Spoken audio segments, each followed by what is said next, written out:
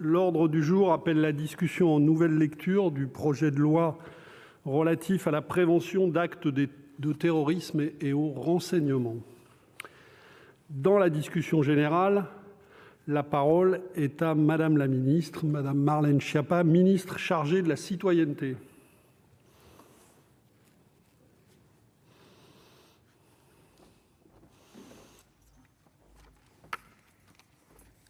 Monsieur le Président, Madame, Monsieur les rapporteurs, Madame les sénatrices, Messieurs les sénateurs, le gouvernement, ce soir, maintient la ligne qui n'a cessé d'être la sienne depuis 2017, en responsabilité, garantir l'équilibre entre efficacité de l'action antiterroriste et préservation des libertés individuelles. Et c'est fort de cette ligne, qui est notre constance, que le gouvernement revient aujourd'hui vers vous en deuxième lecture, déterminé à défendre des positions qui ont été mûrement réfléchies, travaillées, pensées, au soutien d'un texte essentiel pour renforcer l'arsenal législatif en matière de lutte antiterroriste et singulièrement s'agissant du suivi des sortants de prison condamnés pour actes de terrorisme.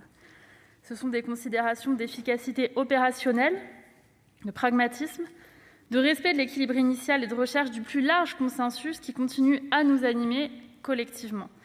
Je souhaite à cet égard particulièrement remercier, au nom du gouvernement, les membres de la commission des lois du Sénat, mais aussi ceux de la délégation parlementaire au renseignement et de la mission d'information sur la loi sur le renseignement, ainsi bien sûr que les rapporteurs pour la qualité du travail commun mené depuis plusieurs mois avec le gouvernement, y compris parfois, bien sûr, avec certaines divergences. Et c'est aussi l'occasion de vous exprimer le souhait que ce travail commun puisse se poursuivre, tant il est important sur ces questions que nous puissions agir ensemble avec responsabilité. C'est l'occasion aussi pour moi de saluer l'excellence du travail de nos services de renseignement, de nos policiers, de nos gendarmes, qui chaque jour font un travail exceptionnel pour identifier les menaces, suivre les individus dangereux, mettre en péril leurs projets meurtriers. Deuxième lecture donc après un échec de la commission mixte paritaire, alors même qu'un consensus dont nous devons toutes et tous nous féliciter, s'est dégagé sur la majorité des dispositions de ce texte relatif à la prévention des actes de terrorisme et au renseignement. Une divergence de vue sur le dispositif de suivi des sortants de prison condamnés pour terrorisme a conduit à cet échec et je crois que nous l'assumons. Et vous le savez, 188 condamnés terroristes islamistes sortiront de détention d'ici 2025, dont beaucoup demeurent ancrés dans une idéologie radicale. Ces individus, ils constituent ce que l'on appelle le haut du spectre des objectifs suivis par les services de renseignement. Ils présentent des enjeux sécuritaires multiples à la sortie de la détention. Prosélytisme, menaces à court terme, représentées par certains profils dits impulsifs, menaces à moyen et long terme, relatives à des projets d'attentats, ou encore tentatives de redéploiement vers des zones de djihad à l'étranger. L'expérience acquise au cours des dernières années nous permet aujourd'hui d'affirmer que le placement sous Micas constitue pour ces profils un outil particulièrement utile et adapté puisqu'il permet de faciliter la surveillance d'individus sortant de prison, d'observer leurs relations habituelles, leurs pratiques, leurs activités sur les réseaux sociaux, leurs efforts de réinsertion, le cas échéant, etc. Là où la mise en place d'une surveillance physique ou technique à plein temps se révélerait difficile, également en raison des ressources humaines que cela induirait. Pour ces profils présentant une dangerosité élevée, la limite de 12 mois se révèle, nous le maintenons, inadaptée. D'ores et déjà, un certain nombre de Micas sont arrivés à échéance. 19 Micas sont arrivés à échéance depuis 2017, alors même que les services sont en mesure de justifier de la persistance de la menace constituée par le comportement de ces individus. C'est pourquoi le projet du gouvernement, voté par l'Assemblée nationale, prévoit, dans des conditions strictement encadrées, un allongement de ces Micas à une durée de 2 ans. Je rappelle que cet allongement est encadré de garanties fortes qui permettent de sécuriser la mesure sur le plan constitutionnel. Ainsi, la Micas ne pourra être prolongée que jusqu'à 24 mois qu'à l'encontre d'individus condamnés pour des faits de terrorisme ou à au moins 5 ans de détention ou 3 ans en cas de récidive. En outre, au-delà de 12 mois, le renouvellement de la mesure sera soumis à l'existence d'éléments nouveaux ou de faits complémentaires. En 2018, le Conseil constitutionnel a, il est vrai, fait de la limitation à 12 mois l'un des éléments du bilan de la constitutionnalité des Micas. Mais il s'est cependant prononcé sur une population différente et bien plus large que celle visée par l'amendement du Gouvernement. Ainsi étaient visées de manière générale les personnes présentant des dits signes avérés de radicalisation, y compris si elles n'étaient pas passées à l'acte et n'avaient pas fait l'objet d'une judiciarisation. Ce sont donc des cas d'école différents. En revanche, le juge constitutionnel n'a pas été saisi du cas spécifique que nous traitons, des individus ayant fait l'objet d'une condamnation pour des faits de terrorisme et qui présentent une différence objective de situation pouvant justifier des mesures plus contraignantes. Le Conseil constitutionnel a indiqué que la Micas ne pouvait se prolonger indéfiniment, aussi longtemps que durait cette menace, mais le Conseil constitutionnel n'a pas interdit au législateur de pouvoir allonger la durée de la Micas pour les profils les plus dangereux, dès lors que la durée de cette mesure continue d'être bornée dans le temps, ce qu'elle est. Tels sont les éléments que je tenais une nouvelle fois, au nom du Gouvernement, à apporter auprès de vous dans cet hémicycle. La mobilisation du Gouvernement pour lutter contre le terrorisme depuis 2017, elle ne pourrait être sans le soutien constant du Parlement. Renforcement des moyens humains, budgétaires et aussi, oserais-je dire ici, surtout juridiques, au profit de l'ensemble des services de renseignement, des forces de sécurité, des magistrats, de l'ensemble des services de l'État qui mènent ce difficile combat sans relâche. Je vous remercie. Merci Madame la Ministre. La parole est maintenant à Marc-Philippe Daubresse, rapporteur de la Commission des lois.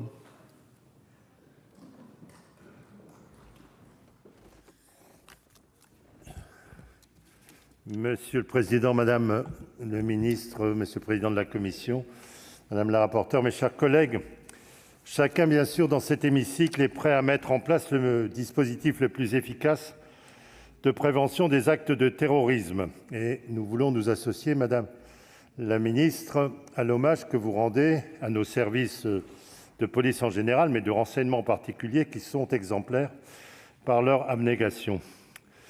Mais les moyens pour y parvenir sont multiples. Après l'échec de la commission mixte paritaire le 9 juillet 2021, l'Assemblée nationale a achevé le 13 juillet l'examen en nouvelle lecture de ce projet de loi.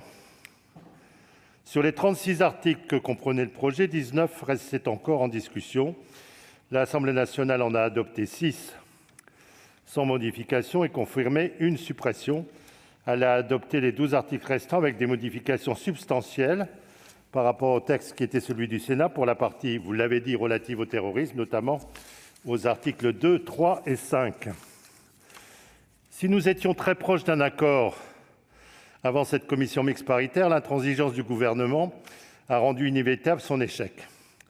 Cette intransigeance s'est confirmée en nouvelle lecture, alors que les points de vue s'étaient fortement rapprochés entre députés et sénateurs juste avant la CMP. Je rappelle que notre principal point de désaccord porte sur les modalités de suivi, vous l'avez dit, des personnes condamnées pour des actes de terrorisme sortant de détention. D'accord sur le constat, les dispositifs existants ne permettent pas d'assurer ce suivi de manière satisfaisante, puisque près de 200 d'entre eux vont sortir et qu'un quart d'entre eux sont considérés comme très dangereux et susceptibles de récidive par le parquet. Nous sommes en désaccord sur les voies de réponse. Le Gouvernement à l'Assemblée nationale propose, vous l'avez dit, d'allonger la durée des Micas à 2 ans afin d'assurer la surveillance de ce public tout en instaurant une mesure judiciaire qui se concentrerait sur leur réinsertion. Nous proposons quant à nous de remettre la loi votée en juillet dernier sur le métier en instaurant une mesure judiciaire à visée non pas seulement de réadaptation sociale, mais également de surveillance de l'individu. Nous étions éventuellement prêts à envisager une évolution sur les 2 ans des Micas à condition de conserver cette mesure de sûreté qui a une dimension d'ensemblier. Nous considérons en effet que les mesures de suivi judiciaire présentent plusieurs avantages. Prononcées par un juge, elles offrent des possibilités de surveillance plus longues et potentiellement plus contraignantes. Elles présentent des garanties plus importantes pour les individus concernés car elles sont prononcées à l'issue d'une procédure contradictoire. Elles permettent enfin d'associer aux mesures de surveillance des mesures sociales visant à favoriser réinsertion de la personne. L'Assemblée nationale n'a pas souhaité donner suite à nos multiples propositions de compromis sur l'article 5. Je rappelle que nous en avons fait 12 et que nous avions beaucoup travaillé. Face à cette position intransigeante de la majorité gouvernementale, nous vous proposerons de supprimer les prolongations des Micas à l'article 3, mais d'adopter à l'article 5 une rédaction qui avait été discutée avec les députés préalablement à la CMP. Il s'agit, afin d'assurer la bonne articulation entre mesures judiciaires et mesures administratives, de prévoir que lorsque cette mesure de sûreté comprend des obligations qui sont similaires à celles prononcées dans le cadre des Micas, les premières ne peuvent entrer en vigueur que lorsque les secondes sont levées. Nous vous proposons également de rétablir le texte du Sénat sur l'article 2.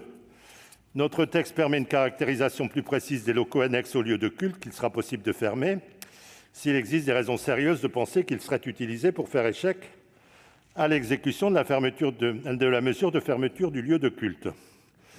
Dans une perspective de conciliation avec l'Assemblée nationale, nous vous proposons de supprimer la mention de l'accueil habituel de réunions publiques, étant entendu que les mesures de police administrative ne peuvent concerner des lieux privés. Cette mention semble satisfaite. Voilà sur l'essentiel de la partie terrorisme, et je cède maintenant la parole à ma collègue Agnès Canayer sur le renseignement. Bien, et comme vient de le dire monsieur le rapporteur, la parole est à madame Agnès Canayer, rapporteure de la commission des lois.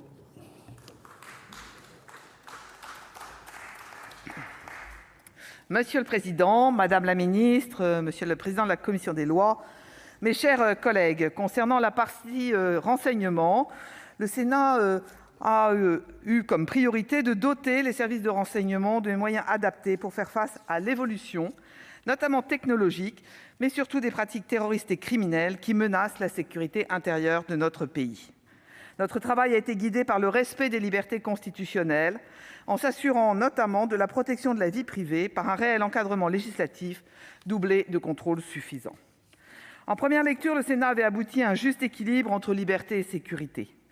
Après des discussions très constructives avec mon homologue le député Loïc Kervréan, et grâce aux nombreux échanges menés au sein de la DPR, nous étions parvenus à nous entendre sur la partie relative au renseignement. Cet accord n'a malheureusement pas survécu à l'échec de la CMP. En effet, les députés ont rétabli l'accès des services du second cercle pour l'expérimentation relative à l'interception des données satellitaires.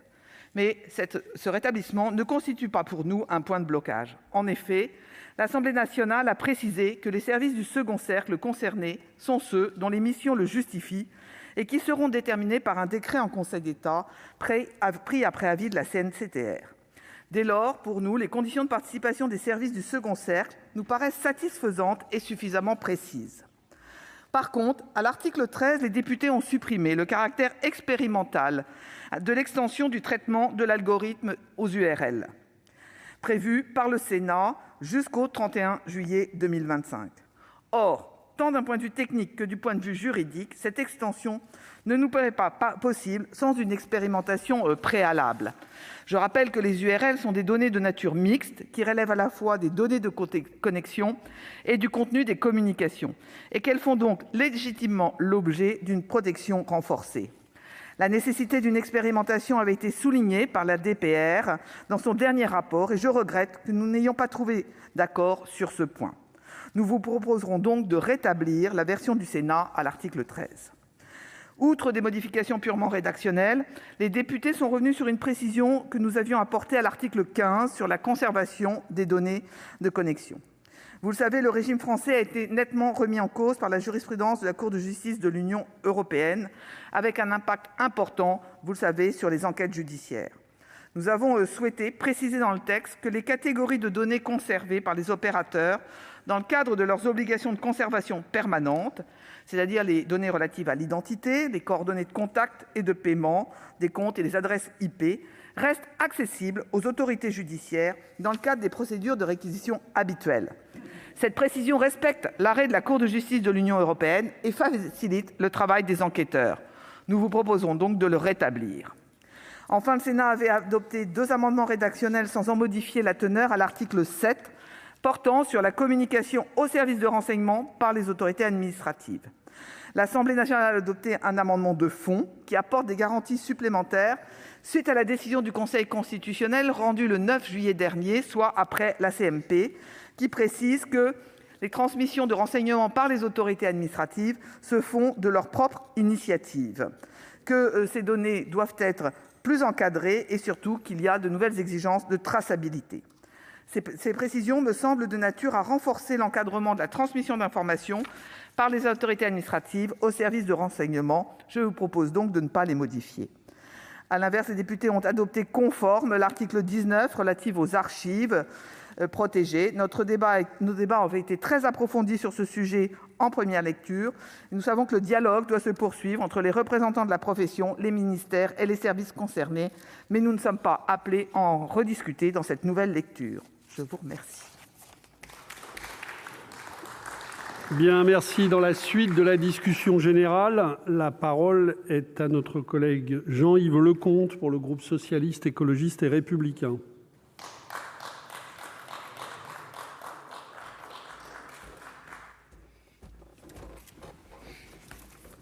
Monsieur le Président, Madame la Ministre, mes chers collègues, l'actualité du renseignement nous montre combien les outils les plus puissants d'intrusion peuvent être développés aujourd'hui par des acteurs privés et aussi utilisés par eux. Les nouvelles technologies, les constellations satellitaires, la 5G, mais aussi plus prosaïquement les applications de nos téléphones le montrent, et cela ira de plus en plus dans cette direction. Il y aura donc un certain paradoxe à constater que des opérateurs privés puissent faire du renseignement et ne pas habiliter, en encadrant les services publics, à le faire aussi. Il y aurait un certain paradoxe à l'accepter pour les uns et à ne pas l'accepter pour ceux qui ont vocation à nous protéger, alors que justement, la maîtrise des techniques de renseignement aujourd'hui est essentielle pour pouvoir protéger les Français physiquement, mais aussi dans leur vie privée. Et les débats que nous avons et les constatations que nous avons sur l'affaire Pegasus depuis quelques jours le montrent, et c'est bien pour cela qu'il faut encadrer les services de renseignement. C'est essentiel dans une société démocratique et de ce point de vue-là, la loi de 2015 a constitué une rupture. Une rupture avec la création de la CNCTR, des moyens donnés au GIC qui permettent d'encadrer la manière dont les techniques de renseignement sont utilisées par la puissance publique en France. Les nouvelles technologies exigent aujourd'hui d'améliorer les choses, d'élargir les choses, et c'est ce que propose cette loi. Et nous soutenons les propositions de la rapporteure, compte tenu de la nature intrusive des URL, et nous aurons le débat tout à l'heure, de faire ça en expérimentation. Nous devons toutefois regretter, et en particulier compte tenu de l'actualité, que ce texte ne tienne pas compte de l'arrêt du 25 mai dernier de la CEDH qui demande un encadrement des relations avec les services étrangers. Parce que l'affaire actuelle montre que qu'il n'est pas possible de faire dans un pays peut être sous-traité ailleurs, et s'il n'y a pas d'encadrement des échanges, il y a problème, il y a fuite, et finalement l'encadrement ne sert à rien. Et d'un autre côté, si nous-mêmes n'avons pas des services encadrés dans leur échange avec l'étranger, il y a un certain nombre de pays, de partenaires proches, qui, eux, se conforment à l'arrêt de la CEDH, qui ne pourront plus travailler de la même manière avec nous. C'est donc indispensable. Sur les questions de terrorisme, les menaces au Levant, en Afghanistan, en Libye, mais aussi l'évolution de ces menaces font que nous devons continuer à avoir des outils pour protéger les Français. Mais nous devons les avoir dans la conformité à nos valeurs. Si nous les changeons, alors nous donnons victoire aux terroristes. C'est la raison pour laquelle, depuis le début, le groupe socialiste considère que la prévention relève du pouvoir administratif, mais que dès que c'est possible, il faut judiciariser de manière à mettre les éventuelles privations de liberté sous le contrôle du juge. Et ça s'appuie aussi sur une coopération importante entre le parquet et les services administratifs, et aussi par la conviction que les moyens au service de renseignement, les moyens de la police, les moyens de l'ensemble de la justice sont toujours plus indispensables que les lois pour donner des moyens et faire en sorte que les Français puissent être protégés. Les Micas, qui sont particulièrement intrusives, sont peut-être nécessaires. Et nous avons plusieurs fois dit que nous n'étions pas opposés à leur maintien, même si nous avons aussi indiqué que nous souhaitions un contrôle régulier du Parlement et des votes réguliers du Parlement si nous les remettions. Ce n'est pas ce qui a été retenu par la commission mixte paritaire, même si elle a échoué. Il y a quand même un certain nombre de convergences entre le Sénat et l'Assemblée nationale que nous ne partageons pas. Nous considérons que sur cette partie-là, pour être certains que les dispositions qui sortiront du Parlement seront conformes aux garanties que offre notre Constitution, nous saisirons le Conseil constitutionnel pour être certains de ne pas avoir de doute sur le texte qui sortira du Parlement. Après, 2 remarques. D'abord, sur l'article 15 et la manière dont le Parlement et le gouvernement proposent de sortir de la difficulté que nous rencontrons depuis l'arrêt de la Cour de justice de l'Union européenne sur la question d'imposer aux opérateurs de conserver les données de connexion, ce qui, en particulier, empêche la justice de faire son travail et de répondre à près de 2 millions de réquisitions judiciaires tous les ans. C'est une crainte importante des parquets de ne pas être capables de continuer leur enquête avec la même fiabilité et la même robustesse compte tenu de cet arrêt de la Cour de justice. Et il nous semble que l'article 15, proposé sans regarder ce que faisaient nos partenaires européens, qui sont aussi soumis à cette même législation, à ces mêmes règles, sans regarder si éventuellement, à partir du moment où l'ensemble des pays européens avaient une difficulté sur ce sujet, si ce n'était pas la règle européenne qu'il ne fallait changer, nous semble un peu hasardeux.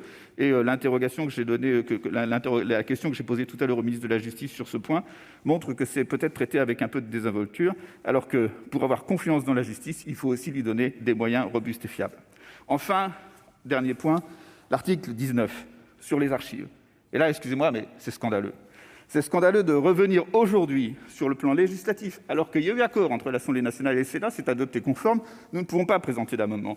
Mais nous voulons marquer notre absolu désaccord pour le groupe socialiste avec cette méthode qui consiste à voter aujourd'hui quelque chose qui changera la base légale, qui fera que l'arrêt du Conseil d'État du 2 juillet qui annule les procédures de déclassification ne sera plus actuel. Ce n'est pas un petit sujet, car construire l'histoire de notre pays, non pas sur des mythes, mais sur la réalité, et donner la possibilité à nos chercheurs de construire notre récit national sur la base de la réalité est essentiel.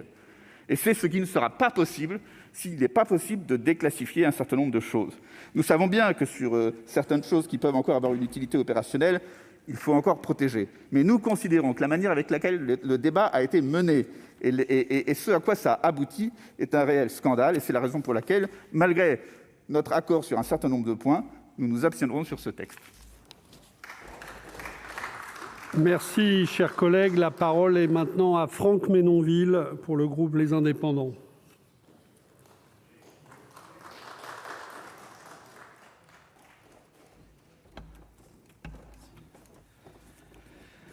Monsieur le président, madame la ministre, mes chers collègues, la commission mixte paritaire n'est pas parvenue à une rédaction commune des 19 articles restants en discussion. Je le regrette d'autant plus que l'exercice a échoué de peu. Un compromis avait été pourtant trouvé sur les objectifs de renseignement. Ce ne fut malheureusement pas le cas pour les autres dispositions, notamment les points d'achoppement portaient sur l'articulation des mesures relatives aux sortants de prison. En effet, les membres de la CMP n'ont pas divergé sur le principe selon lequel les sortants de prison condamnés pour des faits de terrorisme doivent faire l'objet d'un suivi, mais plutôt sur la nature et le contenu de ces mesures. Je voudrais revenir sur quelques chiffres que j'ai déjà mentionnés à cette tribune il y a peu. 469 personnes sont détenues dans les prisons françaises pour actes de terrorisme islamiste. 253 sont condamnées et purgent une peine. 162 devraient être libérés dans les 4 prochaines années et présentent un réel risque de réitération des faits. Ce risque, nous le savons tous, n'est pas théorique. Ces chiffres ne sont pas équivoques. Il faut agir vite pour mieux protéger nos concitoyens. La question des sorties de prison illustre de façon emblématique l'évolution de cette menace de plus en plus endogène. Aussi, il est de notre devoir de tout mettre en œuvre pour garantir la protection de nos concitoyens. Ce projet de loi est donc primordial à bien des égards. Tout d'abord, il touche au droit à la sûreté. Il nous permet de lutter avec plus d'efficacité contre les ennemis de la France qui veulent nous toucher au cœur. À chaque attaque, c'est la République tout entière qui est atteinte. Ensuite, ce projet de loi est indispensable pour tous ceux dont les activités, bien souvent dans l'ombre, est de lutter au quotidien contre les menaces terroristes. Le terrorisme constitue un défi majeur de notre temps. C'est, il faut le dire, une nouvelle forme de guerre. Chaque jour qui passe nous rappelle à quel point la menace est omniprésente. Elle prend des formes diverses et variées et se nourrit des progrès technologiques. Nous avons plus que l'obligation, nous avons le devoir d'y faire face. Nous devons donner aux services de renseignement les moyens de s'adapter à ces nouvelles donnes, à la fois juridiques, technologiques et opérationnelles, dans un autre contexte d'actualité qui nous le rappelle actuellement. Si une menace existe, elle doit être prise en compte. S'il existe un vide juridique, il doit être comblé. Nous avons aussi le devoir de lever tout risque constitutionnel, et c'est ce que vous avez fait. Je pense notamment à la question de l'allongement de la durée des mesures individuelles de contrôle administratif et de surveillance. À cet égard, donc, je félicite véritablement le travail de la commission du Sénat. Et je félicite que le Sénat ait préféré donc la voie du renforcement de ces dispositifs de suivi judiciaire. Pour toutes ces raisons, donc, le groupe Les Indépendants votera en faveur de ce texte, modifié par notre commission. Il fixe un cadre législatif dont nous avons besoin pour améliorer la défense de notre nation contre toutes les formes de terrorisme et pour ainsi garantir la sécurité de nos concitoyens. Et comme le disait si justement le général de Gaulle, la défense, c'est la première raison d'être de l'État. Il n'y peut manquer sans se détruire lui-même. Bien, merci, chers collègues. La parole est maintenant à Guy Benarroche pour le groupe écologiste.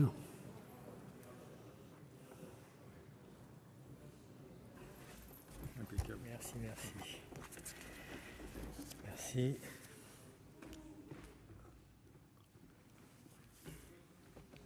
Monsieur le Président, Madame la Ministre, Madame et Messieurs les rapporteurs, chers collègues, notre groupe écologiste Solidarité et Territoires l'a affirmé clairement à de nombreuses reprises. La menace terroriste existe et nul ne peut prétendre s'en désintéresser ou ne pas vouloir doter les pouvoirs publics des moyens nécessaires pour y faire face. Mais à quel prix ? Au prix de l'affaiblissement des droits et des libertés garantis par notre Constitution ?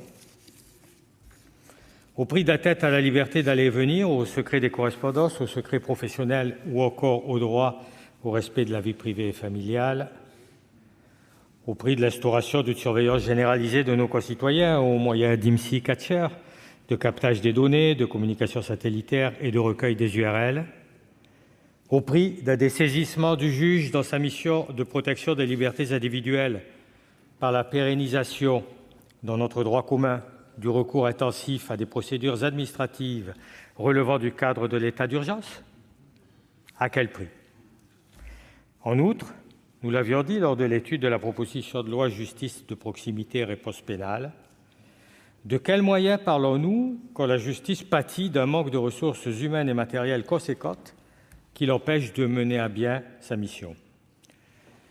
Nous ne cesserons de le marteler. Le maigre budget global de la justice, Madame la Ministre, couplé au manque de personnel, sont au cœur des difficultés de notre système judiciaire. Et si la seule réponse que souhaite apporter ce gouvernement à la menace djihadiste est de l'ordre du sécuritaire, alors nous pouvons, dès aujourd'hui, signer l'échec de la politique de prévention d'actes terroristes en France. L'opportunité d'une telle loi est disproportionnée au regard des besoins des services de renseignement et plus encore sous l'angle de son efficience en termes de réduction du risque terroriste. Ce projet de loi, qui avait pour but initial de renforcer notre arsenal pénal, perd de vue son objectif et tombe encore une fois dans le piège de toutes les précédentes lois attentatoires aux libertés individuelles. Il traite par ailleurs du sujet des archives. En souhaitant restreindre l'accès à celle-ci, notre collègue Leconte vient d'en parler, ce qui contrevient une fois de plus à un autre droit consacré au niveau constitutionnel en vertu de l'article 15 de la Déclaration des droits de l'homme et du citoyen. La volonté qu'il cache nous échappe et nombre de chercheurs, d'historiens, d'archivistes et de politiques d'ailleurs se sont opposés à cette disposition. Aucune réponse de fond n'est encore apportée quant au problème réel que représente la radicalisation, particulièrement en détention. À la place, le choix est arbitrairement fait de s'attaquer aux archives et d'inscrire dans notre droit commun des procédures exorbitantes du droit commun qui viennent affaiblir peu à peu notre état de droit. Comme nombre de défenseurs des libertés publiques, nous tirons la sonnette d'alarme. Pouvons-nous réellement concevoir une société qui vit dans un état d'urgence permanent ? L'accumulation et la pérennisation des lois d'exception, il s'agit là du 8e texte de la sorte depuis 2015, n'est jamais de bon augure. Je regrette de surcroît l'absence totale de concertation préalable, autant que je dénonce ce recours à la procédure accélérée dont le gouvernement a pris l'habitude, tous deux privant le Parlement d'un véritable débat. Alors, s'agirait-il réellement d'une manœuvre politicienne qui consisterait à cranter les thématiques régaliennes dans le débat public à l'approche des présidentielles ? Chacun se fera son opinion sur la question. En ce qui concerne le groupe écologiste Solidarité et Territoires, nous ne saurions l'accepter et, comme en première lecture, nous voterons contre ce texte. Merci, chers collègues. La parole est désormais à Alain Richard pour le groupe RDPI.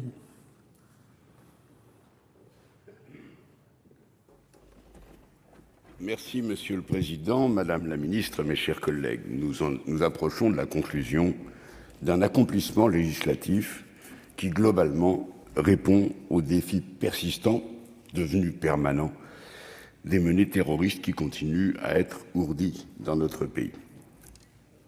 Ce projet aboutit donc à consolider les outils principaux de la surveillance antiterroriste, que sont les Micas, les contrôles de lieux de culte, les visites domiciliaires et les périmètres de protection, à force d'hésitation et parfois de réflexion, c'est le contraire, d'assurer maintenant une conformité constitutionnelle éprouvée. Ce projet de loi apporte aussi, dans l'état de discussion où nous sommes maintenant, avec donc une quantité de points qui nous rassemblent, sur lesquels nous convergeons, donc un renforcement et une sécurisation juridique de la technologie des algorithmes. On y a introduit également le dispositif du brouillage des antidrones agressifs et nous avons perfectionné la transmission, les méthodes de transmission de données de sécurité entre services. Nous apportons, c'est vrai qu'elle est partielle, une réponse au défi légal posé par la décision de la Cour de justice de l'Union européenne relative à la conservation des données, telle qu'interprétée par le Conseil d'État il y a quelques semaines. Et nous savons qu'il nous reste un doute, en tout cas une insatisfaction, quant à l'efficacité préservée de la lutte contre la criminalité. Donc sur tout cela, nous avons un assentiment général. Je crois que nous avons fait un travail de construction législative parfaitement correct. Et il nous rassemble sur une base politique large. Il subsiste donc un désaccord sur la méthode de surveillance adaptée à la situation des anciens condamnés pour actes de terrorisme à un certain niveau de gravité. Et nous sommes en présence de deux thèses juridiques que je crois, l'une et l'autre, assez étayées, mais je m'exprime avec d'autant plus de mesure sur ce sujet que les uns et les autres, nous avons tout de même connu quelques mésaventures dans le contrôle constitutionnel. Il me semble donc à la réflexion, compte tenu, comme l'a dit la ministre tout à l'heure, de la spécificité du groupe d'individus en cause, et au vu de l'expérience prolongée maintenant des services compétents, que la formule de la mesure administrative, même prolongée à 2 ans, est adaptée à la situation et qu'elle peut être sécurisée, nous le verrons bien dans quelques semaines. C'est la raison pour laquelle nous défendrons cette formule-là aux côtés du gouvernement. Mais donc, sur l'ensemble, c'est sur ce point que je veux insister en concluant, nous avons, me semble-t-il, fourni à l'État et donc à la société française des outils de protection et des outils d'anticipation de la menace terroriste qui sont, je crois, maintenant de bonne qualité. Et je le fais, bien sûr, en m'associant, comme plusieurs collègues dans la discussion, à un hommage et un soutien moral particulier à tous les personnels qui sont engagés dans la prévention du terrorisme. Merci. Merci, chers collègues. La parole est maintenant à Maryse Carrère pour le groupe RDSE.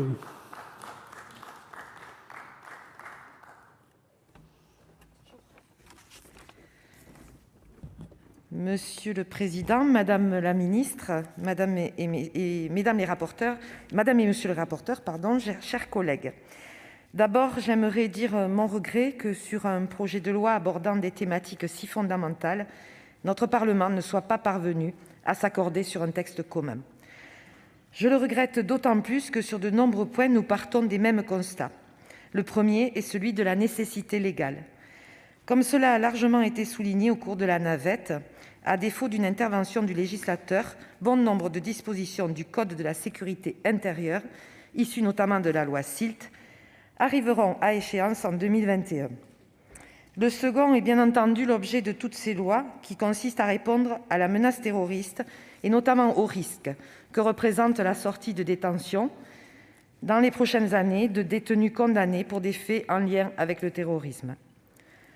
Car ce point spécifique doit faire l'objet d'une réponse législative en raison de la particulière dangerosité présentée par ces détenus et pour lesquels le risque de récidive est significativement élevé. Et c'est ici que se trouve l'une des raisons du désaccord de notre Parlement, sur cet article 5 du projet qui vise à instituer un dispositif de suivi des personnes condamnées pour des actes de terrorisme. De son côté, l'Assemblée nationale tient sa position suivant laquelle il reviendrait au tribunal de l'application des peines d'ordonner des mesures judiciaires de prévention et de la récidive terroriste et de réinsertion. Ce dispositif aurait pour singularité de ne contenir que des obligations tendant à la réinsertion des individus concernés, laissant ainsi à d'autres mesures, les MICAS prévues à l'article 3 du projet, le soin d'assurer un contrôle administratif et de surveillance. Notre Chambre, quant à elle, prévoyait donc une mesure de nature administrative et dont le contenu serait mixte, tant d'accompagnement à la réinsertion que de surveillance, susceptible d'être davantage contraignante. De ce point de vue, donc, la position du Sénat paraissait cohérente et claire dans sa mise en œuvre. Et je crois que l'argument n'était pas qu'accessoire, il compte pour que notre droit fasse preuve de clarté face à l'épreuve que lui impose le terrorisme. Toutefois, notre commission a montré sa capacité de compromis en adoptant, lors de ce nouvel examen, une version remaniée du texte et soucieuse de l'articulation des mesures administratives et de la nouvelle mesure judiciaire qui semblait préoccuper le gouvernement et l'Assemblée nationale. Dans ces conditions, la disposition sénatoriale offre des garanties suffisantes au regard de la finalité à atteindre. Et surtout, elle ne devrait pas faire l'objet d'une censure constitutionnelle, ce qui, je le rappelle, est l'une des raisons pour laquelle nous devons encore nous réunir sur ces questions. En dernier lieu, j'aimerais redire notre inquiétude s'agissant de l'article 19 du projet, qui vient fixer le régime juridique de la communicabilité applicable aux archives intéressant la défense nationale. Notre groupe avait défendu des amendements afin de proposer des solutions que nous considérions plus adaptées. Hélas, ils n'ont pas été adoptés et il y a ainsi lieu de regretter que demeure le sentiment d'une minimisation des enjeux liés à ces sujets. Toutefois, malgré ce dernier point, le groupe RDSE se prononcera majoritairement en faveur de ce texte. Je vous remercie. Bien, merci, chers collègues. La parole est maintenant à la présidente Éliane Assassi pour le groupe communiste, républicain, citoyen, écologiste.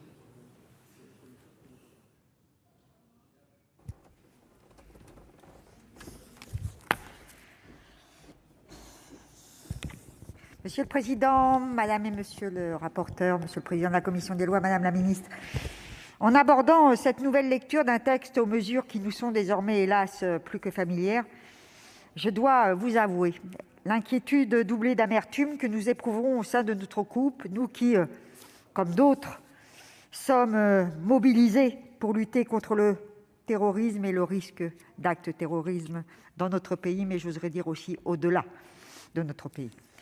Ce projet de loi s'inscrit à la suite d'une multiplication des lois sécuritaires dérogatoires au droit commun, votées sans véritable évaluation préalable des dispositifs existants, de leur nécessité et de leur efficacité.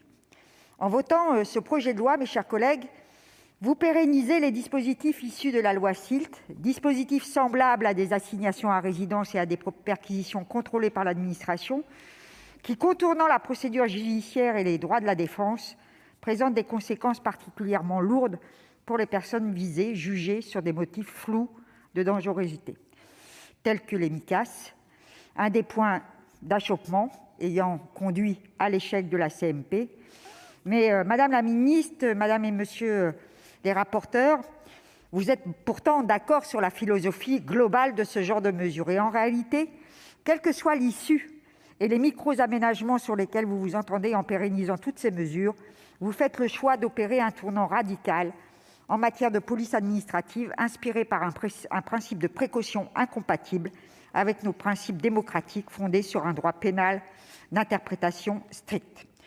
Concernant la partie renseignement, ce projet de loi consacre ce qui émergeait déjà dans la loi de juillet 2015 relative au renseignement, qui avait été déférée devant le Conseil constitutionnel par François Hollande lui-même, l'extension donc du champ des activités du renseignement et la législation des techniques de surveillance intrusive, tout en maintenant à distance l'autorité judiciaire.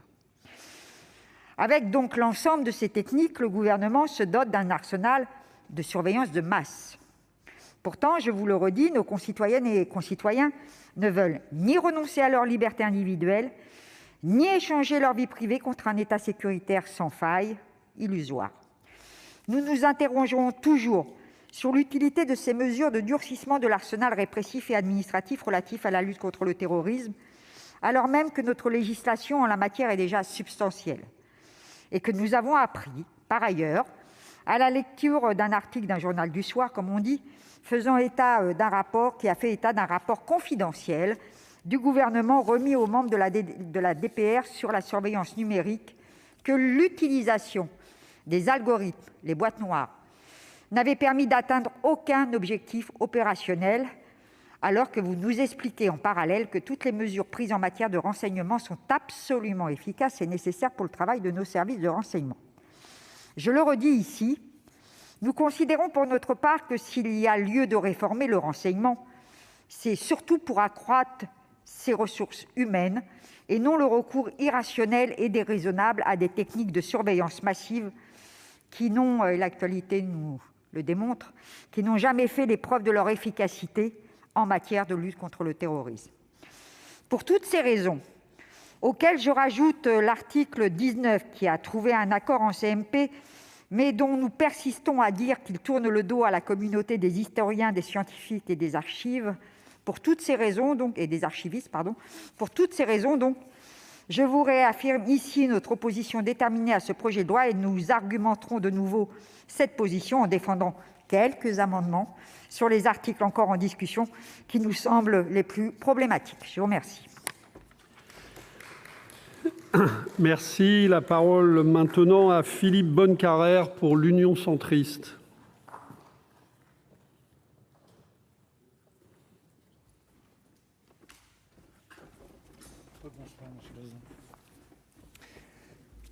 Monsieur le Président, Madame la Ministre, Monsieur le Ministre, Monsieur le Président de la Commission, Madame la rapporteure, Monsieur le rapporteur, mes chers collègues. La France fait face depuis 2015 à de nombreuses attaques terroristes, certaines d'origine endogène, perpétrées par des personnes se radicalisant sur le territoire national. Outre le risque djihadiste, les services de renseignement s'inquiètent de l'émergence de radicalités multiformes, politiques, religieuses, survivalistes ou encore conspirationnistes. Face à ces menaces, plusieurs textes de loi ont permis d'assurer la sécurité de nos concitoyens, tout en garantissant leurs droits et libertés garantis par la Constitution. Il s'agit, vous le savez tous, chers collègues, de la loi relative au renseignement de 2015 et de la loi dite SILT de 2017. Le présent projet de loi vise à adapter notre droit à la menace terroriste en apportant une réponse légale et proportionnée aux menaces auxquelles nous continuons de faire face aujourd'hui. Le texte entend ainsi pérenniser, le Sénat avait même envisagé de pérenniser plus tôt, et d'adapter certaines mesures de la lutte antiterroriste qui avaient été introduites à titre expérimental dans notre droit par la loi SILT, comme la fermeture administrative des lieux de culte, des mesures de surveillance ou encore un renforcement des pouvoirs de police administrative. Il crée de plus une mesure judiciaire de réinsertion sociale antiterroriste et renforce la loi sur le renseignement de 2015. Tout ceci a été largement expliqué par mes prédécesseurs. La mise en œuvre de l'ensemble de ces mesures a été évaluée dans le cadre d'une mission de la commission des lois qui s'est inscrite dans le moyen terme. et a démontré l'utilité opérationnelle pour l'autorité administrative, ainsi que le caractère finalement complémentaire entre l'intervention de l'autorité administrative et l'intervention de l'autorité judiciaire, ce qui n'était pas forcément acquis initialement. Aussi, réunie hier matin, notre commission des lois a examiné le rapport de nos collègues Mme Canayer et M. Daubresse, dont j'aimerais ici conjointement saluer le travail. Nous regrettons bien sûr, comme les collègues qui se sont exprimés avant moi, comme l'a fait également à diverses reprises le président de la commission des lois, que la CMP n'ait pu aboutir sur ce texte. C'est dommage, même si l'objectif était, du moins à notre sens, atteignable. L'article 3 du projet de loi visant à prolonger la durée maximale des mesures individuelles, dites MICAS, à 24 mois, a été modifié par le Sénat en créant une mesure de sûreté prononcée à l'issue de la détention de la personne qui comportait des obligations tant d'accompagnement à la réinsertion que de surveillance. Concernant l'article 5, le Sénat avait créé une mesure de sûreté prononcée à l'issue de la détention de la personne qui comportait des obligations d'accompagnement à la réinsertion et des mesures de surveillance là également. Or, l'Assemblée nationale et, semble-t-il, le Gouvernement n'ont pas souhaité aller au-delà des obligations de réinsertion qu'ils avaient adoptées en première lecture. En réintégrant les articles 3 et 5 dans leur intégralité, pourtant modifiés par le Sénat, l'Assemblée nationale a pris la responsabilité de ne pas souhaiter un accord entre nos deux chambres. Et, en définitive, l'Assemblée nationale n'a conservé que des apports modestes du Sénat, essentiellement la suppression de l'article 4 bis, qui posait effectivement des questions en matière de droit en recours juridictionnel effectif. En définitive et en conclusion, nous constatons principalement 3 points de divergence entre nos deux chambres. L'extension à 24 mois des MICAS, que notre commission avait supprimée au regard, du moins dans sa durée, au regard des interrogations fortes qui demeurent quant à la constitutionnalité de la mesure au regard de la première appréciation qui avait été celle du Conseil constitutionnel. L'article 5, deuxième point de divergence, que la commission avait modifié pour prévoir là également la possibilité de prononcer tant des mesures de surveillance que des mesures de réinsertion. Et enfin, l'article 13, pour lequel la commission a retenu que les incertitudes tant techniques que juridiques liées à l'atteinte aux libertés que représente la possibilité d'utiliser des URL parmi les données traitées par algorithme imposent de rendre cette extension expérimentale, ce qui, entre parenthèses ou accessoirement, permettrait aussi de vérifier la faisabilité technique de ceci, qui n'est peut-être pas tout à fait acquise. Sur ces 3 points, vous observerez que 2 d'entre eux avaient fait l'objet de décisions du Conseil constitutionnel, décisions dont nous avions retenu qu'une prudence particulière était nécessaire. Alain Richard le disait il y a quelques secondes, chacune des 2 assemblées avait pu recevoir quelques observations dans cet exercice.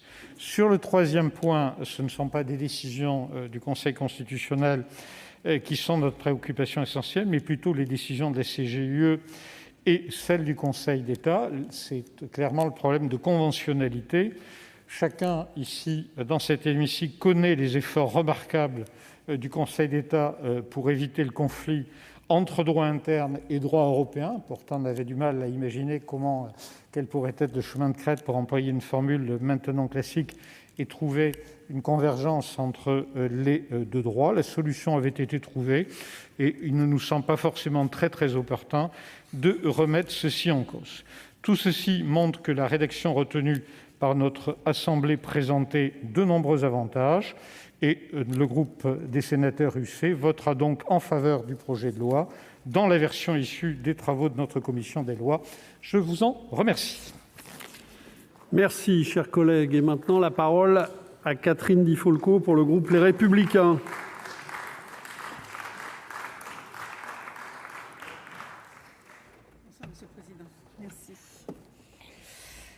Monsieur le président, madame la ministre, monsieur le président de la commission des lois, madame, monsieur les rapporteurs, chers collègues, À l'heure où nous évaluons la dangerosité du logiciel Pegasus sur notre sécurité nationale, nous abordons l'ultime lecture de ce projet de loi relatif à la prévention d'actes de terrorisme et au renseignement, après l'échec de la commission mixte paritaire du 9 juillet. Un échec fort regrettable, tant l'accord était atteignable suite aux discussions constructives entre les rapporteurs de l'Assemblée nationale et nos deux rapporteurs, spécialistes de ces sujets, Agnès Canayer, membre de la délégation parlementaire au renseignement, et Marc-Philippe Daubresse, qui assure le suivi et l'évaluation depuis 3 ans de la loi SILT. Comment expliquer cet échec alors que nous partageons avec nos collègues députés et le gouvernement le constat selon lequel nous ne disposons pas d'outils techniques et juridiques suffisants pour lutter contre le terrorisme ? Ce texte avait vocation à combler ces carences. Je tiens à saluer la position de la commission des lois du Sénat, qui n'a pas choisi de présenter une motion tendant à opposer une question préalable, mais de poursuivre la discussion de ce texte. En effet, un certain nombre de modifications apportées par le Sénat ont été retenues par la CMP, et notamment sur le volet renseignement. Notre collègue rapporteur Agnès Canayer et son homologue à l'Assemblée nationale, Loïc Kervran, étaient parvenus à un accord sur un grand nombre d'articles afin de donner aux services de renseignement les moyens de lutter contre les nouvelles menaces. Pour cette dernière lecture, notre rapporteur a également accepté les ajustements opérés par l'Assemblée nationale à l'article 7 en matière de communication d'informations aux services de renseignement par les autorités administratives, à la suite d'une décision du Conseil constitutionnel. Elle a cependant tenu à réintroduire l'expérimentation du traitement des URL par l'algorithme, et nous la suivons dans cette voie de prudence. Les rapporteurs ont tenté de trouver un accord en proposant des solutions acceptables. Il s'avère que leur volonté d'aboutir à un compromis s'est heurtée à l'intransigeance du gouvernement. Celui-ci ne semble pas apprécier à sa juste valeur l'expertise de notre Haute Assemblée et surtout sa détermination à apporter de vraies réponses robustes et efficaces pour faire face aux menaces qui gangrènent la sécurité de nos concitoyens. Alors, quels sont les principaux sujets qui cristallisent les désaccords entre nos deux assemblées ? Nous les relevons dans le volet prévention du terrorisme, domaine ô combien préoccupant. À l'article 2, nous considérons que la formulation retenue par les députés pour définir les lieux annexes aux lieux de culte est insuffisamment précise et comporte un risque constitutionnel qui fragilise le dispositif. En effet, les députés prévoient que ces lieux soient définis comme des locaux dépendants du lieu de culte, alors que nous tenons à préciser qu'il s'agit des locaux gérés, exploités ou financés directement ou indirectement par une personne physique ou morale gestionnaire du lieu de culte.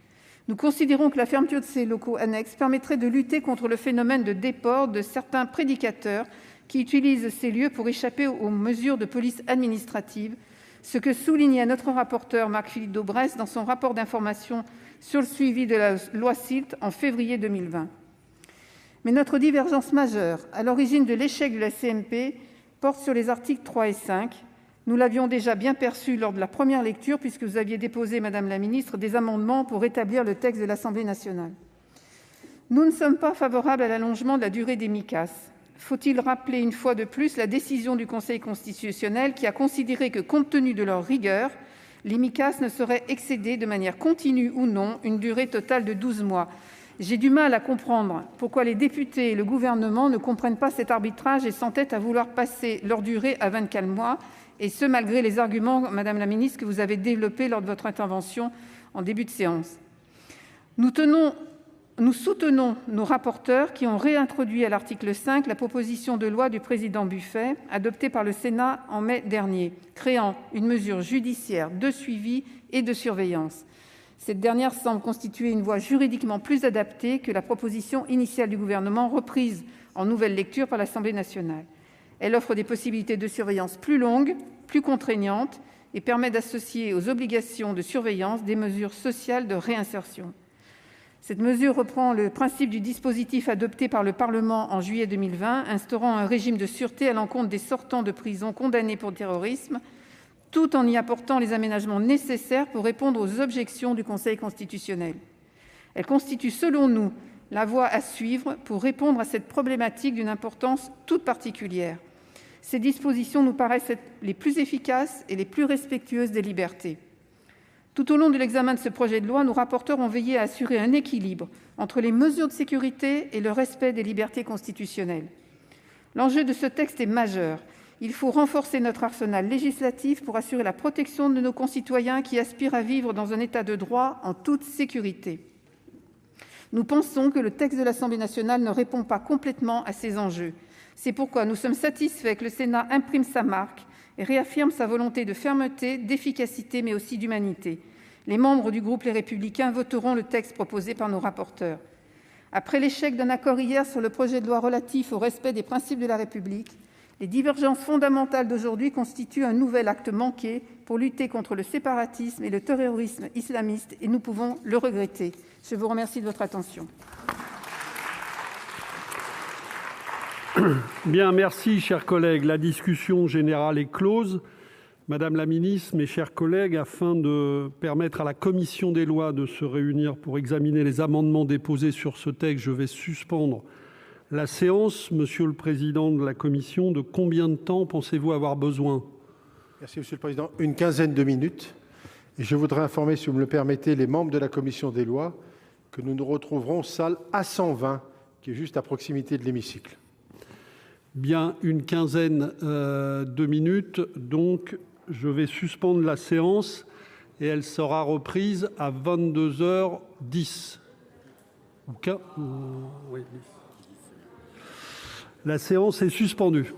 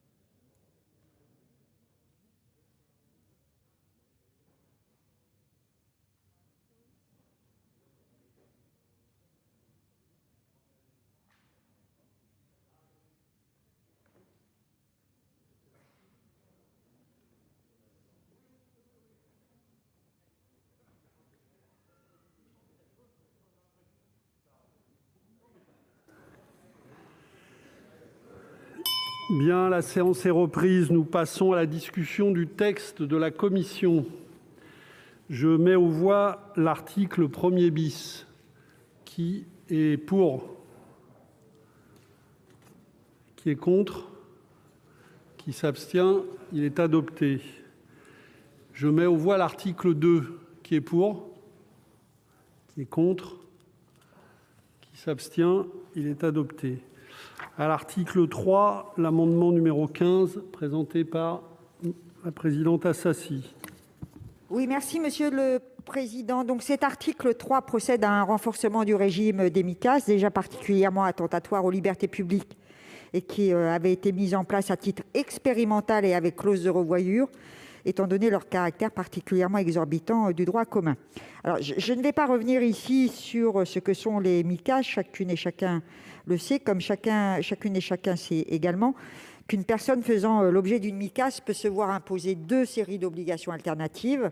D'une part, l'assignation géographique et l'obligation de pointage auprès des services de police ou des unités de gendarmerie, et d'autre part, l'interdiction de paraître dans certains lieux et le signalement de tout déplacement à l'extérieur d'un périmètre défini. Dans les deux cas, le ministre de l'Intérieur peut également prononcer une interdiction d'entrer en relation avec une ou plusieurs personnes, ainsi qu'une obligation de déclarer son domicile. Alors jusque-là, la durée des Micas est strictement encadrée, puisque, cela a été dit, celles-ci ne sont renouvelables que dans la limite d'une durée cumulée de 12 mois et qu'au-delà de 6 mois, des éléments nouveaux ou complémentaires sont requis pour les prolonger. Alors, prétendant que pour des profils présentant une dangerosité élevée, la limite de 12 mois se révèle inadaptée, le gouvernement et la majorité ont souhaité rétablir le texte, la majorité gouvernementale, ont souhaité rétablir le texte de l'Assemblée nationale qui prévoyait un possible allongement à une durée de 24 mois en précisant que si le Conseil constitutionnel a fait de la limitation à 12 mois un des éléments du bilan de la constitutionnalité de la Micas, il n'a pas été saisi de la différence objective de situation entre les personnes radicalisées n'ayant pas été condamnées pour des faits en lien avec le terrorisme et celles ayant fait l'objet d'une condamnation.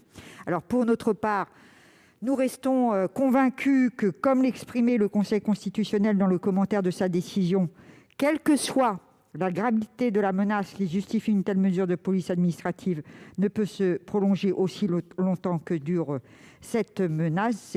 C'est sur la base de tout cela que nous demandons la suppression de cet article. Bien, merci, chers collègues. Je vais demander l'avis de la commission. Alors, il s'agit d'un amendement de suppression qui a déjà été débattu en précédente lecture. Nous avons expliqué qu'il y avait des mesures utiles dans les compléments qui sont apportés dans cet article 3 pour les Micas, mais nous l'avons réécrit, justement, le limitant à 1 an pour les mêmes raisons, parce que nous partageons votre analyse sur la constitutionnalité. Donc, avis défavorable. Madame la ministre. Oui, Monsieur le Président, Mesdames et Messieurs les sénateurs, Madame la sénatrice Assassi, je voudrais vous dire que le Gouvernement est bien sûr opposé à la suppression de l'article 3, comme il est d'ailleurs à la suppression des dispositions du Code de sécurité intérieure qui sont relatives aux Micas.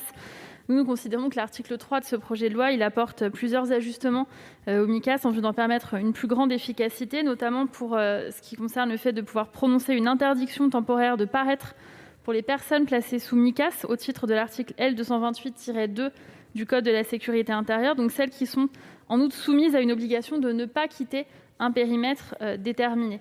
Pour ces personnes, une telle interdiction de paraître n'est aujourd'hui pas possible. Cette mesure ne peut pas être prononcée qu'à l'égard des personnes astreintes aux obligations les plus légères.